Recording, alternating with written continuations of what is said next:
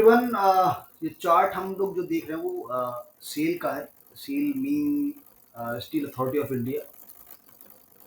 यहाँ पर अगर हम चार्ट को देखेंगे तो स्टॉक काफ़ी लोअर लेवल से जाके रिकवर किया और 144 का फिलहाल लेवल है अभी। And this is the level जब अक्टूबर 2023 में स्टॉक ऑलमोस्ट 80 रुपीज़ का था। ठीक है। उसके बाद रिसेंटली अगर हम देखेंगे यहाँ पर बॉटम बेस फॉर्मेशन किया काफ़ी टाइम तक 2025 में फ्रॉम जनवरी टिल अप्रॉक्स अप्रैल तक यहाँ पर एक बॉटम बेस का फॉर्मेशन किया है यहाँ पर। Okay. And started gradually moving to upward direction. ठीक है, बहुत ज़्यादा रैपिड पेस से नहीं चलता ये स्टॉक, बट हाँ ये जरूर कहूँगा मैं कि स्लोली स्लोली ये स्टॉक मोमेंटम में है, क्योंकि मेटल सेक्टर की अगर मैं बात करूँ तो metal is very very important sector for the for any developing nation. और जो डेवलप्ड बनने के पाथ पे है, तो क्योंकि मेटल के बिना nothing is possible. Okay. So metal sector initial आपको जब भी बाजार एक बियरिश फेज से बुल फेज में एंट्री करता, तो सबसे पहला जो सेक्टर पार्टिसिपेट करता है वो मेटल होता है। एक्चुअली जो मेटल सेक्टर है वो इंडिकेटर होता है कि हाँ अब बाजार ने एक मोमेंटम गेन करना शुरू कर दिया। तो कहीं ना कहीं अगर हम मेटल सेक्टर की बात करते हैं तो यहाँ पर स्टील अथॉरिटी ऑफ इंडिया जो कि पीएसयू कंपनी है, अब यहाँ से धीरे धीरे ग्रेजुअली मोमेंटम शिफ्ट होता हुआ दिखाई दे रहा है from bear zone to bull zone. और अगर यहाँ से हम देखेंगे भी तो काफ़ी टाइम पहले ही ये सिग्नल आपको मिल चुका था, और मैंने कई बार अपने टेलीग्राम पर भी अपडेट किया जो लोग हमारे साथ जुड़े, कि जब बाजार गिर रहा था लोअर लो लोअर हाई के फॉर्मेशन बन रहा था, इस चेन को ब्रेक किया था। और ऐसे ही ब्रेक नहीं किया था, अगर आप देखेंगे यहाँ पर तो आप देख पाएंगे कि यहाँ पर बाजार ने एक तरीके से एक कंसोलिडेटेड बॉक्स का फॉर्मेशन किया था। तो यहाँ पर बाजार काफी टाइम कंसोलिडेट हुआ, कंसोलिडेट करने के बाद बाजार ने दो तीन बार फॉल्स ब्रेकआउट भी किए। This is the false breakout, false breakout, false breakout, and back to inside आया बॉक्स के अंदर।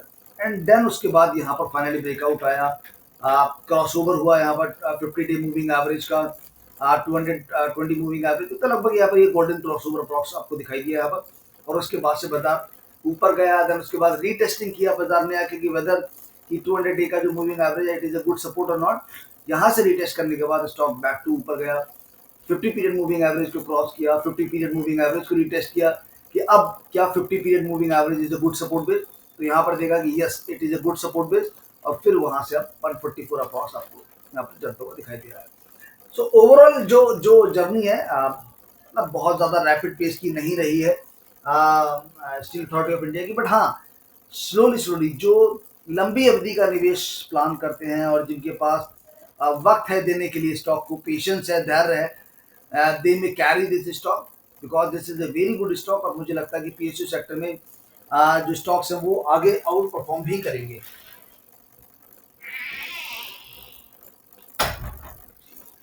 सो यहाँ पर हम अगर ब्रेकआउट्स की बात करते हैं, कुछ माइनर ब्रेकआउट्स हमें देखने को मिल रहे हैं यहाँ पर। पीएचडी यहाँ पर this is a kind of resistance जो कि 144 अप्रॉक्स आपको रेजिस्टेंस दिखाई दे रहा है। यहाँ पर एक विंडो ओपन है, आप देख सकते हैं यहाँ पर this is the open window, और इस ओपन विंडो को फिलअप ऑलमोस्ट कर दिया है यहाँ पर। अगर मैं यहाँ से आपको दिखाना चाहूँगा तो ये आप देखिए, ये देखिए ये ओपन विंडो और यहाँ पर ये ओपन विंडो फिलअप हो गई है। तो ये एक गैप डाउन था, एक गैप डाउन के बाद आप देखेंगे लगातार बाजार नीचे गया, ये राउंडिंग एक बॉटम फॉर्मेशन किया, ये गैप, इस गैप को ऑलमोस्ट इसने कंप्लीट कर दिया ना। यहाँ से towards the more upside journey you may see in the near future. ठीक है। एक वी शेप में रैली नहीं है, तो इसलिए डोंट एक्सपेक्ट कि ओवरनाइट कुछ भी आपको बहुत बड़े रिटर्न आने वाले हैं। एंड डोंट थिंक कि भैया एक ही बार में 10,000 क्वांटिटी हमने 50,000 क्वांटिटी खरीद के रख ली।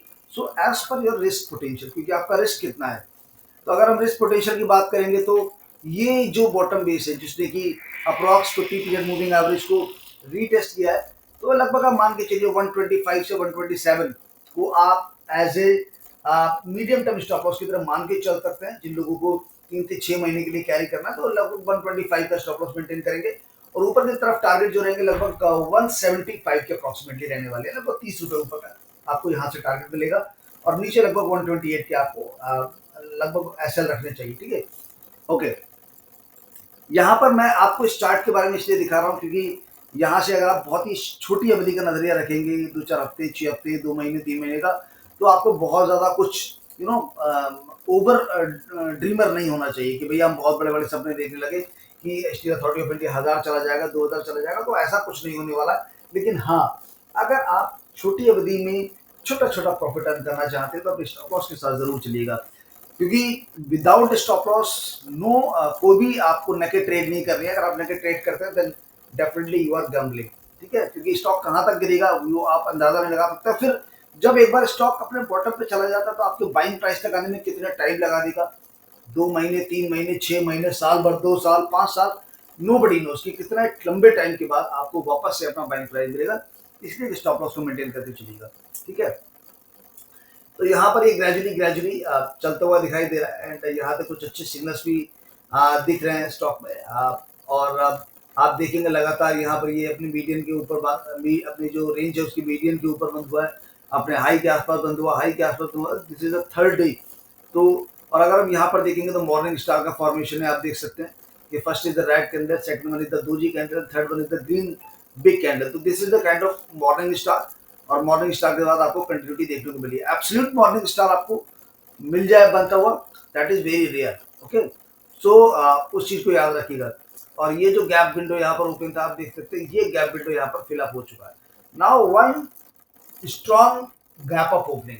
तो अगर यहाँ से बाजार ऊपर की तरफ जाता है 145 एंड एक फॉलो अप देता है डेफिनेटली, तो फिर आपको 175 180 के लेवल बहुत इजीली वहां से देखने को मिल सकता है। But that will be a very good resistance base जो कि 175 का रहने वाला है, वो एक एक्स्ट्रा रेजिस्टेंस रहेगा।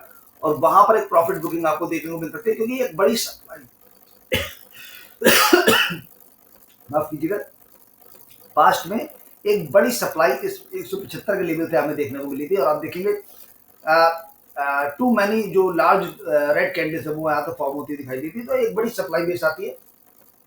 तो कहीं ना कहीं जिन लोगों की एंट्री पोजीशन नीचे के लेवल पर है 130 135 एंड दे में carry till the 170 approximately 170 175 and they plan कि भैया अब यहाँ पर हमें प्रॉफिट बुकिंग करनी चाहिए। ब्रेकआउट आता है then will reenter again. Okay, ये हम बात कर रहे हैं जो कि 2 4 6 महीने के लिए बाइंग पोजीशन करते हैं, ठीक है?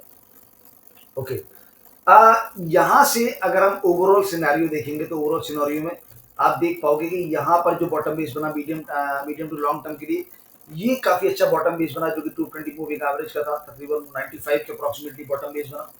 और यहाँ पर एक बड़ा ब्रेकआउट आया था, आप देखेंगे इस बड़े ब्रेकआउट के बाद बाजार ऊपर गया लगभग 180 के अप्रॉक्सिमेटली। उसके बाद उसने रीटेस्ट करने के लिए बैक टू अगेन वापस आया सेम 220 मूविंग एवरेज को। इसको आप 200 मूविंग एवरेज भी यूज कर सकते हैं, मैंने यहाँ 220 लगा रखा है। तो 220 मूविंग एवरेज को यहाँ पर रीटेस्ट करने आया। यहाँ पर लगभग 3 से 4 महीने उसने रीटेस्टिंग की whether it is a good support और नॉट। एंड उसके बाद जब एक फाइनल कंफर्मेशन हो गया कि हाँ भाई it is a very good support base, आप देखेंगे यहाँ पर multiple multiple supports from the bottom bottom side से डाउन साइड से बहुत बड़े, जैसे आपके पिलर्स लगे होते हैं किसी भी चीज को रोकने के लिए हम पिलर लगाते हैं। तो this the first pillar, second pillar, third pillar, it's a fourth pillar. यहाँ से ब्रेकआउट आया, उसके बाद back to again downside आया, वो यहाँ पर तोड़ के एक बड़ी सप्लाई हुई साइड, ठीक है? एक सप्लाई आने के बाद जो 50 पीरियड मूविंग एवरेज है वहां पर उसको सपोर्ट मिल गया एंड देन अगेन यहाँ से एक बड़ा ब्रेकआउट हमें दोबारा से बहुत जल्दी देखने को मिला 2 महीने के अंदर ही, 2 से 3 महीने में, 6 महीने के अंदर अप्रॉक्सिमेटली, ठीक है? तो ये हमें ब्रेकआउट देखने को मिला और ये ब्रेकआउट देखने के बाद हमें बड़ी रैली मिली। सो ये हमें दिखाता है कि हमें कैसे कैसे सपोर्ट्स को आइडेंटिफाई करना है, कहाँ कहाँ पर हमें देखना है कि पिलर्स कहाँ पर लगे हुए हैं और सपोर्ट भी रेजिस्टेंसेस कहाँ बन रहे हैं, कहाँ पर हमारी प्रॉफिट बुकिंग आ सकती है। तो अब यहाँ से अगर हम चलेंगे कि भाई ठीक है लेट्स सी कि कहाँ पर हमारा रेजिस्टेंसेस बन रहे हैं, तो आप देख सकते हैं यहाँ पर। तो मैं यहाँ पर आपको दिखाऊंगा कि किस तरीके से बाजार ऊपर की तरफ मूव ऑन कर रहा है और जो स्टील अथॉरिटी ऑफ इंडिया उसके निवेशकों को over the period of time की लगभग अगले कुछ महीनों में 3 से 6 महीने में अप्रॉक्स आपको 180 185 के लेवल अप्रॉक्सिमेटली देखने को मिल सकते हैं। ये जो लेवल है यहाँ पर लगभग 180 हम मान के चलते हैं कि अगर ओवर अंडर शूट करता है तो ठीक है। इसके अलावा अगर बियॉन्ड 200 निकलता है, ब्रेकआउट करता है, तो definitely it will be a very very good for the medium to long term investor. But 180 के टारगेट हमें यहाँ पर अप्रोच करते हुए दिखाई दिया, 180 से 185 in the steel Authority of India. इस स्टॉक में कोई भी क्वेरी हो, कुछ भी डाउट हो तो आप मुझे पूछ सकते हैं। और अगर अगर आपको कुछ फीडबैक्स हो, कुछ इनपुट्स हो, आपको लगता है कि कुछ शेयर कर सकते हैं जो वैल्यूएबल इन्फॉर्मेशन है, तो आप ज़रूर उसको शेयर कीजिएगा, सो दैट कि हम अपना नेक्स्ट वीडियो में जो अपने व्यूअर्स हैं उनको उनके साथ वो इन्फॉर्मेशन को साझा कर पाएँ। ठीक है? तो मिलते हैं नेक्स्ट वीडियो में कुछ नए अपडेट्स के साथ। तब तक के लिए स्टेट अथॉरिटी ऑफ इंडिया पे अपनी R&D कीजिएगा, रिसर्च कीजिएगा।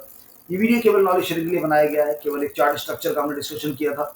एंड अगर आपको वीडियो पसंद आए तो लाइक कीजिएगा, शेयर कीजिएगा और अपने वैल्यूएबल थॉट्स को ज़रूर कमेंट सेक्शन में शेयर कीजिएगा दोस्तों, जिससे कि हम लोग the quality of videos, quality of the content को इम्प्रूव कर पाएँ और आपके लिए कुछ और बेहतर कंटेंट लेके आ पाएँ, जिससे कि आपको ज़्यादा से ज़्यादा फ़ायदा हो। मिलते हैं अपने नेक्स्ट वीडियो में, तब तक के लिए नमस्कार दोस्तों। Thank you so much.